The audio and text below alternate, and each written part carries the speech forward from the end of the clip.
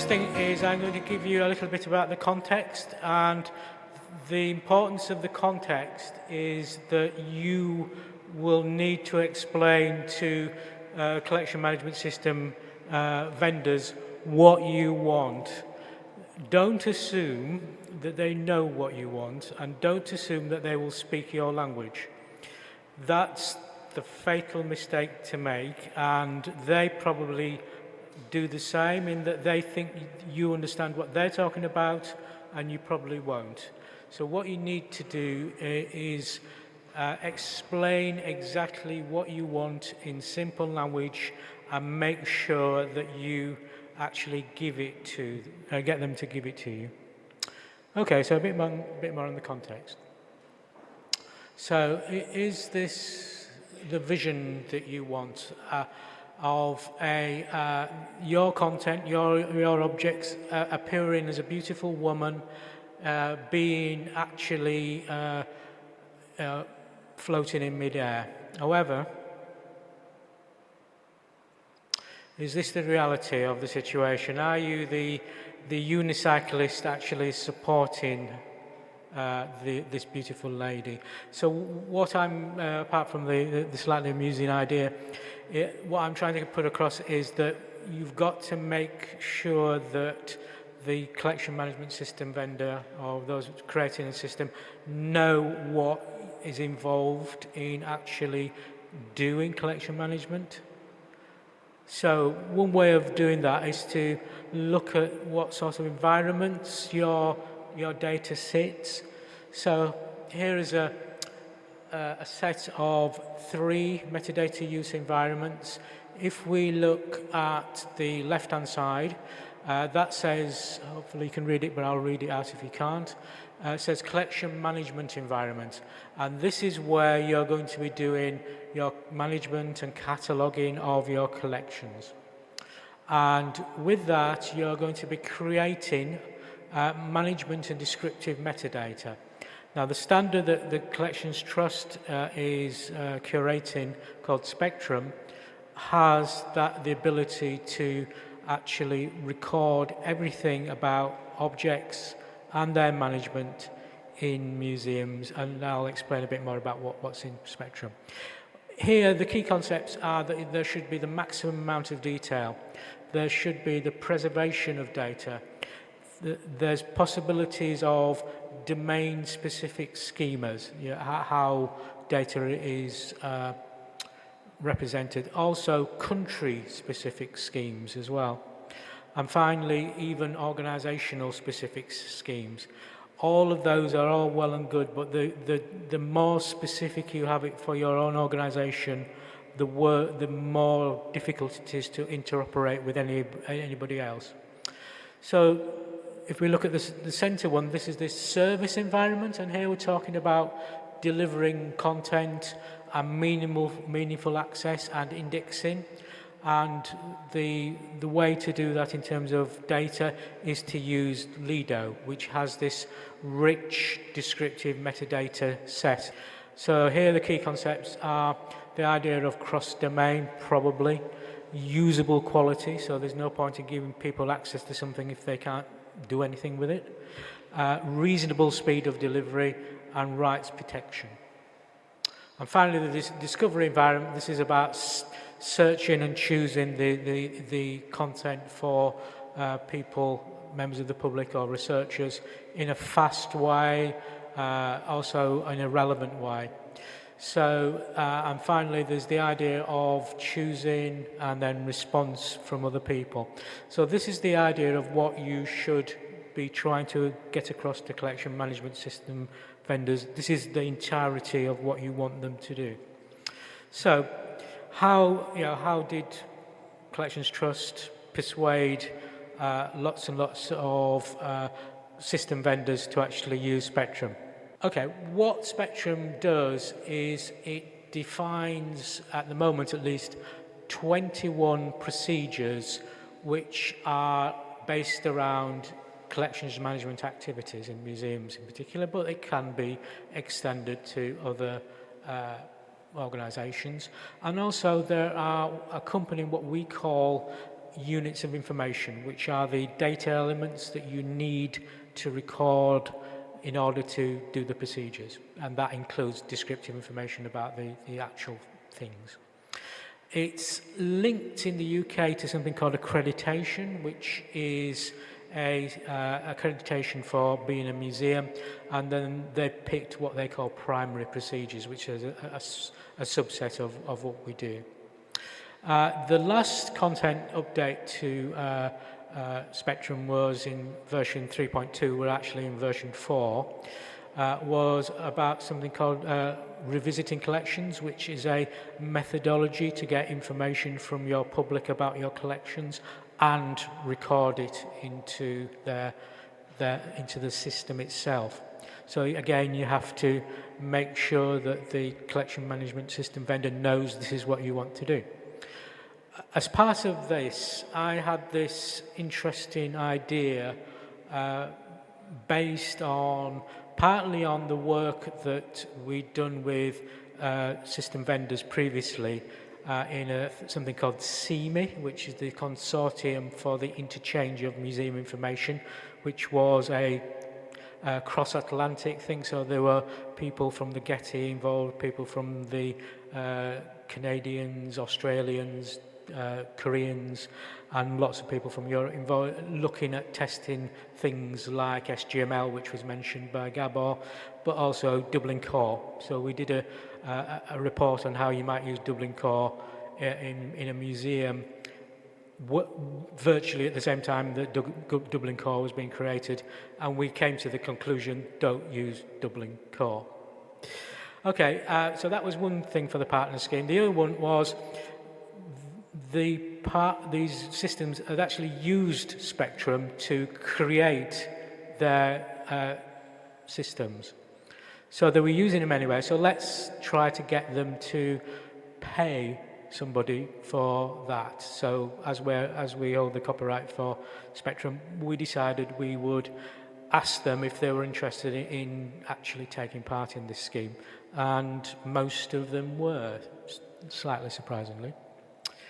Okay, in terms of the Spectrum principles, it's based on consensus in terms of the procedures and information. Collections Trust curates it. It creates a common language for people in the sector to talk about, so it ensures consistency and accountability. It isn't prescriptive, however. It's what, not how. It's widely applicable, so when we first created it, we tested it in a wide range of organisations, from national museums like the British Museum to small local museums run by volunteers, and there's a picture of the original editor of Spectrum on a boat going to the Shetland Islands in a storm. So it was tested throughout the country and throughout the world. In terms of non-licenses, and this is licenses for having the actual standard, but not to use it commercially. There's about 8,000 in about 100 countries. In terms of software systems, we calculate there are about 23,000 users of Spectrum by the back door, even if they don't know it's Spectrum. Here's Spectrum at a glance. So it's very much focused on a community of people, so that in physical terms there's a PDF that you can print or have us print and pay us. There's an XML schema as well. In terms of new ideas, we rely on the people who are in this community to actually give us new ideas, give us suggestions. Originally it was just the UK that did this. We also give guidance on how to use the standard, and there's also the idea of compliance. In other words, what we need to be able to do is, people say it's based on Spectrum, how do you know it is that the case? So we have a compliance system. Here's the Spectrum community, so it's national partners, Spectrum users, Spectrum champions, Spectrum partners. It's a holistic system for producing a standard. It's not a standard catapulted from on high. So, Spectrum and CMSs. Here are the logos of all the Spectrum partners. They are from mostly from Europe, mostly from the UK, but also France, Netherlands, Germany, Austria, and so on. And I see that Mongoose isn't a Spectrum partner, maybe yet.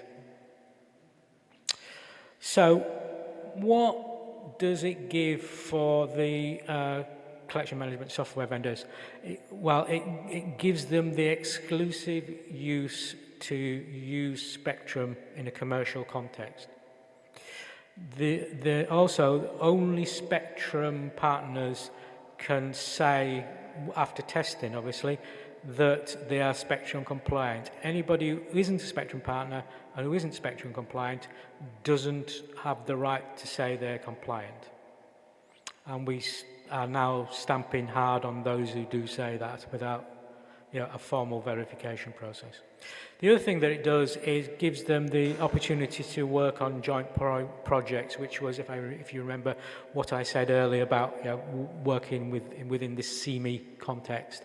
So, and one of the projects, which I'll talk about in a minute, is an example of this.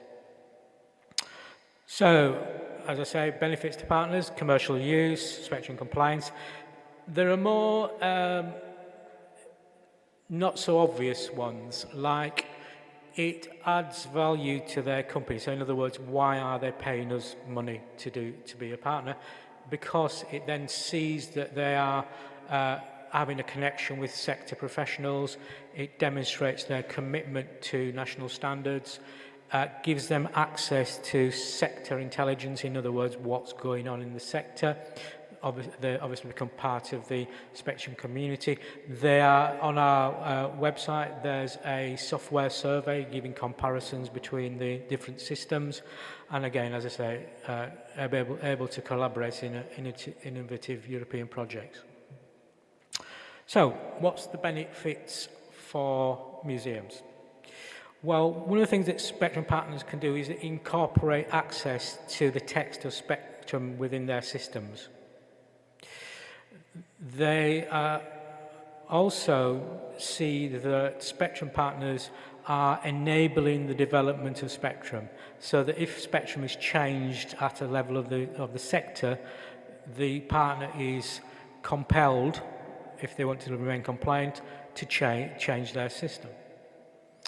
As I said before, they're the only people who can say they're compliant, and also we ask them the questions that are important now and in the future. In other words, you individually don't have to ask them the questions. So what I'm trying to tell you here is that it's not so much the influence of collection management systems on museums, it should be the other way around. You're their customers. You should be speaking up for yourselves in dealing with them, and one way of doing it is to have a standard that you say that it has to conform with. Europeana Inside. Its theme is supporting the digital agenda for Europe by achieving a lasting transformation in the quality, scope and usability of content available to Europeana from European cultural institutions. We have 26 partners from 10 countries and with many types of object. Output the ECK, but also we have to get in approaching 1 million items into Europeana.